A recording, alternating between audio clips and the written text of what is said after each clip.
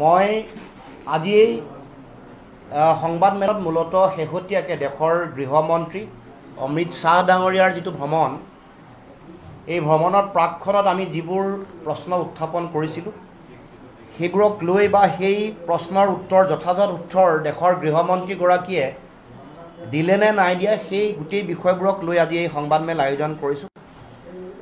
আপোনালোকে সকলোৱে জানে যে মই যিবোৰ জাতীয় প্ৰশ্ন, যিবোৰ মৌলিক বিষয় উত্থাপন কৰিছিলোঁ, সেইবোৰ আমাৰ দলৰ অসম জাতীয় পৰিষদৰ প্ৰশ্ন নহয়, এয়া অসমৰ জনগণৰ প্ৰশ্ন, অসমৰ খিলঞ্জীয়া ভূমিপুত্ৰ থলগিৰি মানুহৰ হৃদয়ৰ প্ৰশ্ন। আৰু যোৱা 11 বছৰ 3 মাহ দেশৰ প্ৰধানমন্ত্ৰী নৰেন্দ্ৰ মোদী ডাঙৰীয়াই দায়িত্ব লৈ থকাৰ পাছত 2014 চনৰ লোকসভা নিৰ্বাচন, 16 চনৰ বিধানসভা নিৰ্বাচন, 19 চনৰ লোকসভা নিৰ্বাচন, 21 চনৰ বিধানসভা নিৰ্বাচন আৰু 2024 চনৰ লোকসভা নিৰ্বাচনৰ বিভিন্ন সময়ত দি অহা প্ৰতিশ্ৰুতিবোৰৰ লৈ কৰা প্ৰশ্ন। বিষয়বোৰ আছিল অসম চুক্তি ৰূপায়ণ, 6 নম্বৰ দফা ৰাষ্ট্ৰীয় নাগৰিকপঞ্জী, সীমান্ত চিল আৰু 16 মে'ৰ পিছত টালিটোপোলা বান্ধি যোৱা সম্পৰ্কীয় বিষয়বোৰ আছিল বানপানী আৰু গৰাখহনীয়া সমস্যা। বিষয়বোৰ আছিল 6 জনগোষ্ঠীৰ জনজাতিকৰণ, 49,500 বিঘা ষষ্ঠ অনুসূচী অৰ্থাৎ জনজাতীয় আৱেষ্টনীৰ মাটি বহিৰাগত পুঁজিপতি কোম্পানীক গতাই দিয়াৰ বিৰুদ্ধে কৰা ষড়যন্ত্ৰৰ বিৰুদ্ধে প্ৰশ্ন আছিল বৃহৎ নদীবান্ধ সম্পৰ্কত বিজেপি দল তেওঁলোকৰ চৰকাৰ গঠন কৰাৰ পূৰ্বতে লোৱা সিদ্ধান্ত আৰু তাৰ পাছত লোৱা ইউটাৰ্ণবোৰৰ সম্পৰ্কত কৰা প্ৰশ্ন আৰু সেইবোৰৰ উত্তৰ। চাহ জনগোষ্ঠীৰ 351 টকা তেওঁলোকক দিন মজুৰি দিম বুলি কৈ দীঘলীয়াকৈ কৰা বিশ্বাসঘাতকতা প্ৰতাৰণাৰ প্ৰশ্ন আৰু প্ৰশ্ন আছিল গিৰগাঁও কেলেংকাৰী, মুখ্যমন্ত্ৰীৰ পৰিয়ালকেন্দ্ৰিক কেলেংকাৰী, সিন্ডিকেট, কমিশ্যন ৰাজ আৰু চাৰিওফালে দুৰ্নীতি কেলেংকাৰীত নিমজ্জিত এই বিষয়সমূহক লৈ কৰা প্ৰশ্ন। কিন্তু আমি অসমৰ জনগণৰ হৈ কৰা এই প্ৰশ্নসমূহ আমি কোনো উত্তৰ আমি দেখিবলৈ নাপালোঁ। দেশৰ গৃহমন্ত্ৰীগৰাকীয়ে এটা মাত্ৰ বাক্যৰে সামৰিলে, ক'লে যে 10 বছৰ ধৰি তেওঁলোকে বিদেশী চিনাক্তকৰণ কৰি বহিষ্কাৰ কৰিব পৰা নাই। তাৰ কাৰণে এই কথাটো স্বীকাৰ কৰাৰ কাৰণে গৃহমন্ত্ৰীক অন্ততঃ এটা বাক্য যে ক'লে তাৰ কাৰণে আমি ধন্যবাদ জ্ঞাপন কৰিছোঁ। দেশত এনেকুৱা এটা ব্যৱস্থা চলি আছে য'ত দেশৰ প্ৰধানমন্ত্ৰী, গৃহমন্ত্ৰী এইসকল ব্যক্তিয়ে দিয়া যিটো প্ৰতিশ্ৰুতি, এই প্ৰতিশ্ৰুতি তেওঁলোকে কেতিয়াও পালন নকৰে। তাৰমানে তেওঁলোক সাংবিধানিকভাৱে দায়বদ্ধ নহয়। দেশৰ জনগণ, দেশৰ গণতান্ত্ৰিক ব্যৱস্থাটোৰ প্ৰতি তেওঁলোক দায়বদ্ধ নহয়। আৰু অসমত শেহতীয়াকৈ দীঘলীয়াকৈ কৰি অহা এই যিটো প্ৰতিশ্ৰুতি, এই যিটো দায়বদ্ধতাৰ কথা তেওঁলোকে দোহাৰিছিলে, এইবোৰ যে তেওঁলোকে যে বাৰে বাৰে তেওঁলোকে মিছা মাতিছে, অসমৰ প্ৰতি তেওঁলোকৰ যিটো দৃষ্টিভংগী, অসম আৰু অসমীয়া মানুহৰ প্ৰতি থকা তেওঁলোকৰ যিটো দায়বদ্ধতা আৰু দৃষ্টিভংগী, সেইটো স্পষ্ট ৰূপত উন্মুক্তভাৱে বহিঃপ্ৰকাশ হৈছে। এই তেওঁলোকে প্ৰতিশ্ৰুতি যিটো পালন কৰা নাই, এইটোকে বিশ্বাসঘাতকতা আৰু প্ৰতাৰণা কৰা বুলি কয়। দীঘলীয়া সময় প্ৰতিশ্ৰুতি দিছে, দায়বদ্ধতা দোহাৰিছে, বহুবাৰ কৈছে অসমৰ ৰাইজক এনেকৈ নিৰ্বাচনৰ আগত আহি ভীমৰ বচন আওৰাই মানুহক আৱেগিক কৰি তোলে, মানুহক বিভিন্ন জাতীয় বিষয়সমূহ সমাধান কৰি বুলি কয়। নিৰ্বাচন যোৱাৰ পাছত পাহৰি যায় 11 বছৰ 3 মাহ দেশৰ প্ৰধানমন্ত্ৰীয়ে, দেশৰ গৃহমন্ত্ৰীয়ে, দেশৰ বিজেপিৰ সভাপতি ৰাজনাথ সিং, অমিত শ্বাহ ডাঙৰীয়া, JP নাড্ডাই কোৱা এই প্ৰতিশ্ৰুতি তেওঁলোকে পাহৰিলে। এয়া অসম আৰু অসমীয়া মানুহৰ প্ৰতি কৰা বিশ্বাসঘাতকতা আৰু প্ৰতাৰণা নহয় জানো? অসমৰ মানুহৰ প্ৰতি নৰেন্দ্ৰ মোদী ডাঙৰীয়া আৰু অমিত শ্বাহ ডাঙৰীয়া, হিমন্ত বিশ্ব শৰ্মা, সৰ্বানন্দ সোণোৱাল সহ সকলোৱে অসম আৰু অসমীয়া মানুহক বিশ্বাসঘাতকতা আৰু প্ৰতাৰণা কৰিছে। এই কথা পুনৰবাৰ মই স্পষ্ট ৰূপত দোহাৰিব খুজিছোঁ। এতিয়া আহোঁ কালি গৃহমন্ত্ৰী ডাঙৰীয়াৰ বক্তব্যলৈ। গৃহমন্ত্ৰী ডাঙৰীয়াই কৈছে, প্ৰবল শক্তিশালী ৰূপত অহংকাৰী এটা ভাৱ লৈ কৈছে যে 1,26,000 একৰ মাটি ঘুচপেঠীয়া, এইটো হিন্দী শব্দ, তাৰমানে অবৈধ অনুপ্ৰৱেশকাৰীক তেওঁলোকে উচ্ছেদ কৰিলে। 1,26,000 একৰ মানে 4,15,800 বিঘা মাটি তেওঁলোকে অবৈধ অনুপ্ৰৱেশকাৰী, কাৰণ ঘুচপেঠীয়া শব্দটো ব্যৱহাৰ কৰিছে, অবৈধ অনুপ্ৰৱেশকাৰীৰ পৰা তেওঁ মুক্ত কৰিলে। এতিয়া দেশৰ গৃহমন্ত্ৰীগৰাকীয়ে কৈছে অনুপ্ৰৱেশকাৰী মানে আইন বহিৰ্ভূতভাৱে, বিধি বহিৰ্ভূতভাৱে এখন দেশত এখন ৰাজ্যত প্ৰৱেশ কৰা ব্যক্তি। দেশৰ গৃহমন্ত্ৰীগৰাকীৰ মুখেৰে কোৱা কথা, ঘুচপেঠীয়া শব্দটো ব্যৱহাৰ কৰিয়ে কৈছোঁ যে ঘুচপেঠীয়াসকল দেশত যেতিয়া প্ৰৱেশ কৰে এইটো আইন বিৰুদ্ধ কথা। দেশৰ সংবিধানে কোনো ঘুচপেঠীয়াক দেশত ৰখাৰ অধিকাৰ দিয়া নাই, এই কথা আপুনিও নিশ্চয় জানে। ঘুচপেঠীয়া যেতিয়া দেশত সোমায় তেওঁলোকক চিনাক্তকৰণ কৰিব লাগে, তেওঁলোকৰ নাম ভোটাৰ তালিকাৰ পৰা কৰ্তন কৰিব লাগে, আৰু বহিষ্কাৰ কৰাটো দেশৰ সাংবিধানিক দায়িত্ব, ন্যায়িক দায়িত্ব। কিন্তু আপোনাক অসমৰ মুখ্যমন্ত্ৰীগৰাকীয়ে 4,15,800 বিঘা মাটিত বেদখল মুক্ত কৰাৰ কথা ঠিকেই কৈছে, কিন্তু এই যে আপুনি কোৱা ঘুচপেঠীয়াসকলক বহিষ্কাৰ কৰিলে নে নাই কৰা, বা আপুনিও গৃহমন্ত্ৰী হিচাপে এইটো খবৰ ৰখা নাই যে তেওঁলোকক কি কৰা হৈছে, তেওঁলোকক ডিটেনশ্যন কেম্পত ৰখা হৈছে নে নাই হোৱা, তেওঁলোকৰ বিৰুদ্ধে গোচৰ ৰুজু কৰা হৈছে নে নাই হোৱা, এই কথা বতৰাবোৰ আপোনাক হয়তো অসমৰ মুখ্যমন্ত্ৰীয়ে কোৱা নাই, বা আপুনিও গৃহমন্ত্ৰী হিচাপে আপোনাৰ লগত গোটেই এজেঞ্চি আছে, NIA আছে, CBI আছে, আপোনাৰ লগত IB আছে, আপোনালোকক আছে, SB আছে, চেণ্ট্ৰেল SB আছে, এইবোৰৰ পৰা আপুনি হয়তো খবৰ লোৱা নাই। কিন্তু মই আপোনাক ক'ব খুজিছোঁ আজি সংবাদমেলৰ যোগেদি, মাননীয় গৃহমন্ত্ৰী ডাঙৰীয়া, এই যে যিসকল মানুহৰ কথা ঘুচপেঠীয়া বুলি আপোনাক ব্ৰিফিং কৰিছে আপোনাক অসমৰ মুখ্যমন্ত্ৰীয়ে, সেইসকলক অসমৰ মাটিত মাটি দিয়া হৈছে, সেইসকলক ক্ষতিপূৰণ দিয়া হৈছে। অসমৰ বা ভাৰতবৰ্ষৰ যিসমূহ মানে কৰ কাটল তাৰ পৰা তেওঁলোকক মাটি আৰু তেওঁলোকক ক্ষতিপূৰণ দিছে। ঘুচপেঠীয়া বুলি কোৱা কাজিৰঙাৰ উচ্ছেদিত 332টা পৰিয়ালক 14,72 লাখ টকা দিছে দেশৰ গৃহমন্ত্ৰীক মই জনাই দিব খুজিছোঁ। গৰুখুটিত ঘুচপেঠীয়া বুলি কোৱা 2,051টা পৰিয়াল প্ৰথম পৰ্যায়ত, 633টা পৰিয়াল দ্বিতীয় পৰ্যায়ত, 423টা পৰিয়াল তৃতীয় পৰ্যায়ত, 527টা পৰিয়াল তৃতীয় পৰ্যায়ত, 527টা 1 বিঘাকে দলগাঁৱত মাটি দিছে দেশৰ গৃহমন্ত্ৰীক মই জনাব খুজিছোঁ। 9খুটি আৰু লামডিঙত উচ্ছেদিত 707টা পৰিয়াল, তাৰে প্ৰায় 206টা পৰিয়ালক 9খুটি জাঞ্জু বস্তি বুলি কয়, জাঞ্জু বস্তিত ইতিমধ্যে সংস্থাপিত কৰা হৈছে। বাকী থকা 501টা পৰিয়ালকো যমুনা কৃষি পাম নিগমত ইতিমধ্যে মাটি আবণ্টন দিয়া হৈছে। দেশৰ গৃহমন্ত্ৰী ডাঙৰীয়া আপোনাক জনাব খুজিছোঁ, বটদ্ৰৱাৰ উচ্ছেদিত 366টা পৰিয়ালক, 7টা পৰিয়ালক মুঠ 32.6 লাখ কোটি টকা ক্ষতিপূৰণ দিয়া হৈছে। এই কথা আপোনালোকক জনাই ক'ব খুজিছোঁ যে আপুনি হয়তো আপোনাক মুখ্যমন্ত্ৰীয়ে এই কথাটো আপোনাক কোৱা নাই, ব্ৰিফিং দিয়া নাই, আপোনাক হয়তো ইণ্টেলিজেন্সৰ মানুহেও ব্ৰিফিং দিয়া নাই। এই যে ঘুচপেঠীয়া আপোনাৰ ভাষাত, এই যে অবৈধ বিদেশীক ইয়াত মাটি দিলে অসমৰ মুখ্যমন্ত্ৰীয়ে, এই যে আমাৰ ক্ষতিপূৰণৰ টকা দিলে, এতিয়া ধুবুৰী আৰু গোৱালপাৰাত শেহতীয়াকৈ উচ্ছেদ কৰা মানুহক যে 20 কোটি 50 হাজাৰকৈ মুঠতে 20 কোটি টকা দিম বুলি সিদ্ধান্ত লৈছে, এই কামবোৰ ৰাষ্ট্ৰদ্ৰোহ নহয়নে?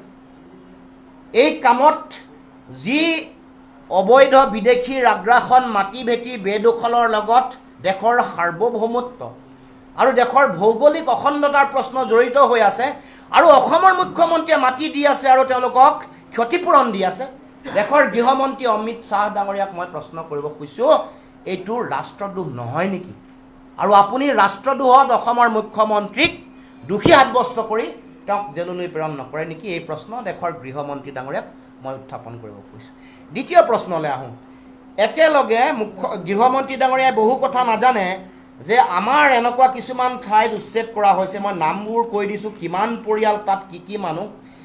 ইনলে পথাৰ কাজিৰঙা, তাত 60টা পৰিয়ালক উচ্ছেদ কৰা হৈছে। হায়াত বুলি কোম্পানীক তাত তেওঁলোকে হোটেল বনাবলৈ ইতিমধ্যে সিদ্ধান্ত গ্ৰহণ কৰিছে। তাত 60টা পৰিয়াল কাৰ্বি জনগোষ্ঠী আৰু আদিবাসী চাহ জনগোষ্ঠীয় মানুহ। তাৰ পাছত মই শিলহাকোত 1200 পৰিয়াল, মই গৃহমন্ত্ৰীক মই সুধিম, মানে এই বিষয়টো জানি ল'বলৈ আহ্বান কৰিছোঁ।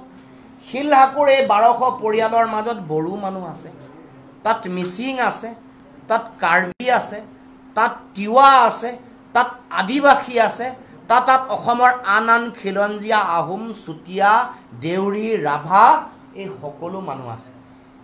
তাৰপিছত আমচাঙৰ 1000 পৰিয়াল যি আছে তাত কাৰ্বি আছে, মিচিং আছে, বড়ো আছে।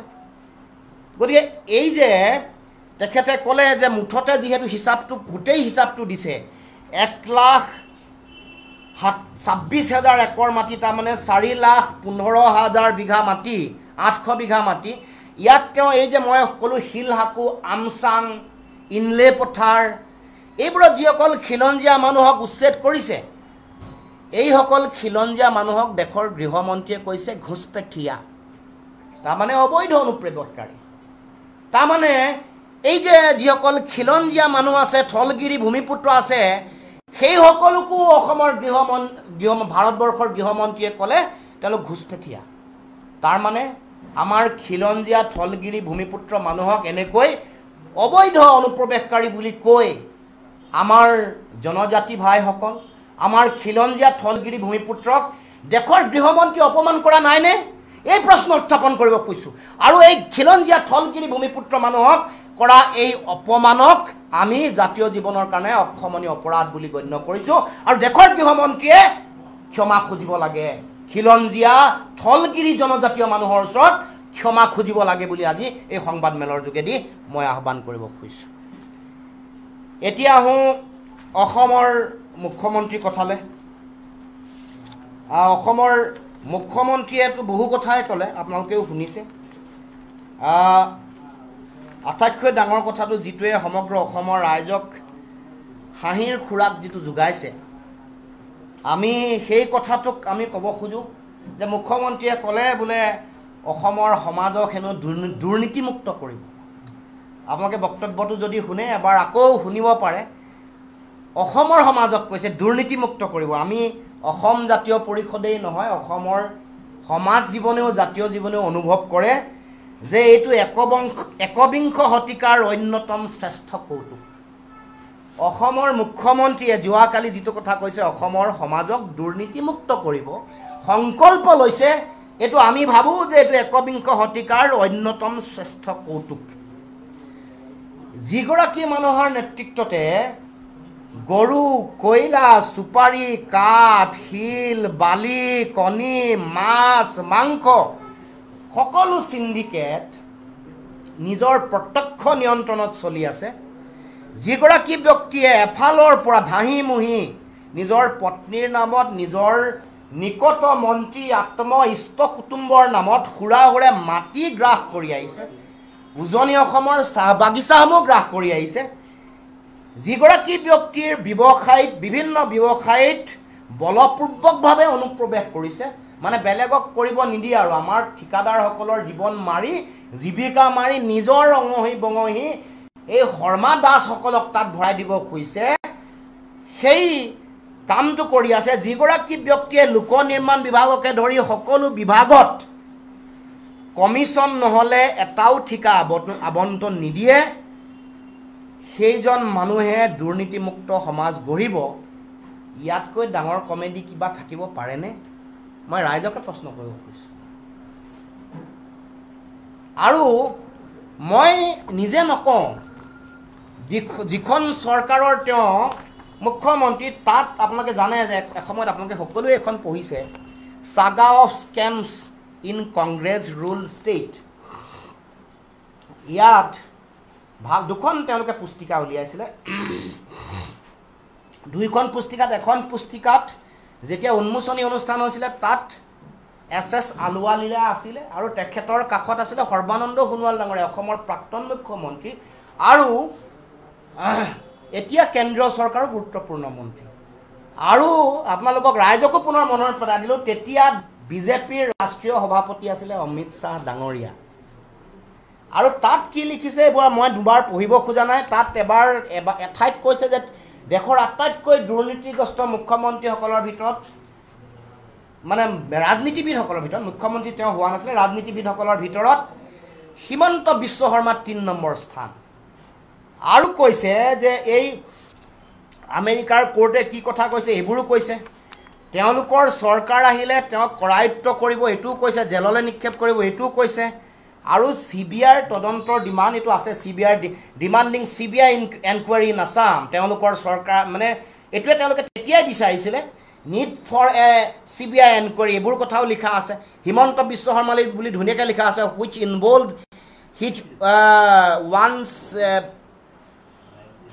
favorite political এই কথাটো লিখা আছে গুৱাহাটী ৱাটাৰ সাপ্লাই প্ৰজেক্টত থকা স্কেমৰ কথা ধুনীয়াকৈ লিখা আছে the Guwahati water supply project is drawing huge public resentment in the state several organizations intellectual and people from all sections together are seriously demanding a CBI probe মানুহৰ কথাও কৈছে আৰু তেওঁলোকেও কৈছে গতিকে এই কথাবোৰ ইতিমধ্যে কৈছে গতিকে সেই মানুহজনে কৈ আছে যে তেওঁ দুৰ্নীতি মুক্ত সমাজ কৰিব এটা কথা আমি ভাল পাইছো যে 4.5 বছৰ তেওঁ মুখ্যমন্ত্ৰী হ'ল এই যোৱা 4.5 বছৰ দুৰ্নীতি যে চলি আছে কথাটো তেওঁ স্বীকাৰ কৰি লৈছে যে নতুনকৈ দুৰ্নীতি মুক্ত কৰিম বুলি কৈছে সৰ্বানন্দ সোণোৱালৰ দিনত কৈছিলে যে দুৰ্নীতি মুক্ত অসম হ'ব জিৰ' টলাৰেন্স এগেইনষ্ট কৰাপশ্যন এইটো সৰ্বানন্দ সোণোৱালৰ দিনত এইটো তেওঁলোকৰ ভিজন ডকুমেণ্টত লিখা কথা সৰ্বানন্দ সোণোৱালে 5 বছৰ চলালে হিমন্ত বিশ্ব শৰ্মাই 4.5 বছৰ চলালে 9.5 বছৰ বিজেপিৰ দিনত একেবাৰে ধাৰাবাহিকভাৱে যে দুৰ্নীতি চলি আছে এই কথাটো অসমৰ মুখ্যমন্ত্ৰীয়ে স্বীকাৰ কৰাৰ কাৰণে তেওঁক ধন্যবাদ দিছোঁ এতিয়া আমি আহোঁ হিমন্ত বিশ্ব শৰ্মাৰ দ্বিতীয় যিটো কথা এতিয়া যোৱাকালি আপোনালোকে দেখিছে যে এতিয়া তেওঁ বোলে হেংদাং লৈ এতিয়া অসমীয়া জাতিক তেওঁ এতিয়া ৰক্ষা কৰিব আমি বিনম্ৰতাৰে কৈছোঁ আহ্বান জনাইছোঁ হিমন্ত বিশ্ব শৰ্মা ডাঙৰীয়া হেংদাং অসমীয়া জাতীয় জীৱনৰ স্বাভিমানৰ প্ৰতীক আহোমসকলৰ স্বাভিমানৰ প্ৰতীক লাচিতৰ শৌৰ্য বীৰ্যৰ স্বাভিমানৰ প্ৰতীক হেংদাঙক আপোনাৰ নিজৰ ৰাজনৈতিক ভৱিষ্যত অন্ধকাৰ দিশলৈ গতি কৰাৰ সময়ত আবেগিক কৰি এই হেংদাঙক লৈ আপুনি ৰাজনীতি নকৰিব অপমান নকৰিব যদি হেংদাঙৰ প্ৰতি আপোনাৰ ইমানেই দায়িত্ব আছিলে দায়বদ্ধতা আছিলে আপুনি 6টা জনগোষ্ঠী জনজাতিকৰণ কৰি দিব লাগিছিল আপুনি হেংদাঙৰ আজি নাম লৈছে আবেগিক কৰি জাতিটোক সেই সময়ত আপুনি যেতিয়া সমষ্টি পুনৰ নিৰ্ধাৰণ হ'ল আহোম অধ্যুষিত সমষ্টিসমূহৰ যিটো সমষ্টিৰ সংখ্যা আছিলে এইটো কমাই আনিলে নাই আপুনি এবাৰ ভাবি চাওকচোন গতিকে এই যে যিটো কাম তেওঁ কৰিবলৈ ওলাইছে এই যে অসমৰ জনগণক এতিয়া ক্ষমতাত থাকি লুণ্ঠন কৰিবলৈ এতিয়া তেওঁ এই যে আম্বানী আদানী এইসকলৰ নাম লৈছে আজমল এইবোৰতো তেওঁৰ সহোদৰ আম্বানী আদানী আৰু ছৈয়দা হামিদ এইবোৰৰ লগত তেওঁৰ নিকট সম্পৰ্ক আছে আমি ইতিমধ্যে কৈ দিছোঁ সম্পৰ্কৰ গোটেই আমি দেখুৱাই দিছোঁ উদঙাই দেখুৱাইছোঁ এতিয়া তেওঁৰ আঁঠুৱাৰ তলৰ মানুহ এইসকল আজমলৰ লগত তেওঁ এটা সময়ত গোপন সম্পৰ্ক এইটো মানুহে গম পালে এতিয়া সেইকাৰণে বাহিৰৰ পৰা আউটচোৰ্চিং কৰি মাদানীক লৈ আহিছে এতিয়া আউটচোৰ্চিং কৰি ছৈয়দা হামিদাক আনিব কৈছে এতিয়া এবাৰ হিমন্ত বিশ্ব শৰ্মাই অসমত থকা সাম্প্ৰদায়িক এজেণ্টক ব্যৱহাৰ কৰি ধৰ্মীয় মেৰুকৰণ কৰিব নোৱাৰি সেইকাৰণে আউটচোৰ্চিং কৰিছে এতিয়া সাম্প্ৰদায়িকতাকো আউটচোৰ্চিং কৰিবৰ কাৰণে মাদানী আৰু ছৈয়দা হামিদ ডাঙৰীয়ানীক লৈ আহিছে অসমৰ মাটিলে গতিকে আপুনি এই যে সংকটৰ সময়ত আপুনি হেংদাঙক ব্যৱহাৰ কৰিব খুজিছে এইটো আমি গৰিহণা দিছোঁ আৰু আপোনাক বিনম্ৰতাৰে আহ্বান জনাইছোঁ যাতে আপোনাৰ নিজৰ সংকটৰ সময়ত অসমীয়া জাতিটোক আপুনি সাঙুৰি নল'ব অসমীয়া জাতীয় জীৱনক সাঙুৰি নল'ব দুৰ্নীতিগ্ৰস্ত এগৰাকী ৰাজনীতিবিদৰ গাদী ৰক্ষাৰ কাৰণে অসমীয়া জাতীয় জীৱনৰ স্বাভিমান এইবোৰক সাঙুৰি আবেগিক ৰাজনীতি নকৰিব এই কথা আপোনাক সকীয়াই দিব খুজিছোঁ হেংদাং অসমীয়া মানুহৰ স্বাভিমান লাচিতৰ শৌৰ্য বীৰ্যৰ প্ৰতীক ইয়াক লৈ ৰাজনীতি নকৰিব ইয়াক লৈ আপুনি অসমৰ জনগণক আবেগিক কৰি নতুলিব সকীয়াই দিব খুজিছোঁ যোৱাকালি এটা ডাঙৰ ঘটনা ঘটিছে মুখ্যমন্ত্ৰী ডাঙৰীয়াৰ যিসকলে স্ক্ৰিপ্ট লিখি দিয়ে বা যিসকল ইণ্টেলেকচুৱেলৰ লগত কথা পাতি স্ক্ৰিপ্ট লিখে স্ক্ৰিপ্টখন কালি ভুলকৈ আহিলে ভুলকৈ অহাৰ পাছত মুখ্যমন্ত্ৰী ডাঙৰীয়াই মই ৰাতি গালি দিয়া বুলি খবৰ পাইছোঁ যিসকলে স্ক্ৰিপ্ট লিখিছিলে স্ক্ৰিপ্টখনত লিখিলে যে চিনাকি মানুহৰ পৰা